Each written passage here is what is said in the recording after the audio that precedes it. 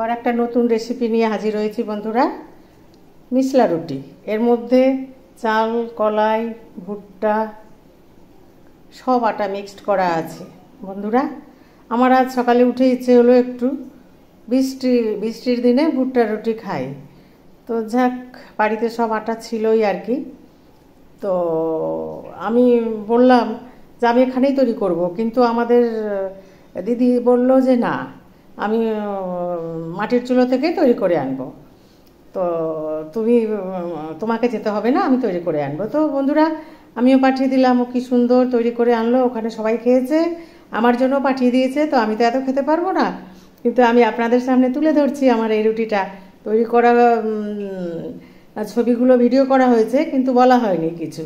তো আপনারা দেখবেন আমাদের এই মিসলা রুটি 5 রকম 5 মিশালি উপকরণ দিয়ে, আটা দিয়ে এই রুটিটা তৈরি করা হয়েছে। তো আমাদের গ্রাম বাংলার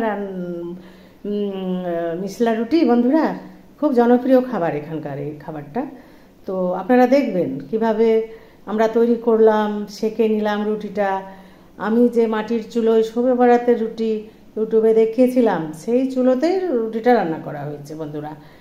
তো ওটা আমাদের পুরনো বাড়ি, তো ওখানে মাটির চুলো আছে, আমার এখানে মাটির চুলো নেই, তাই ওখান থেকেই মাটির চুলো থেকে তৈরি করে আনা হলো এখন এই রুটিটা। খুব সুন্দর হয়েছে বন্ধুরা। আমি গ্যাসেও তৈরি করে রেখেছি ভুট্টার রুটি, ওটাও আমি আপনাদের একদিন দেখাবো। তো বন্ধুরা, আপনাদের যদি পছন্দ হয় তো আপনারা লাইক, কমেন্ট, শেয়ার করে আমার শাহী কিচেনের পাশে থাকবেন বন্ধুরা। তো রুটিটা খুব ভালো হয়েছে বন্ধুরা, অতিরিক্ত সুন্দর হয়েছে রুটিটা। তো আপনারা, অনেক ধন্যবাদ আপনাদের আমার শাহী কিচেনের পাশে থাকার জন্য। আপনারা সকলে সুস্থ থাকবেন, ভালো থাকবেন বন্ধুরা।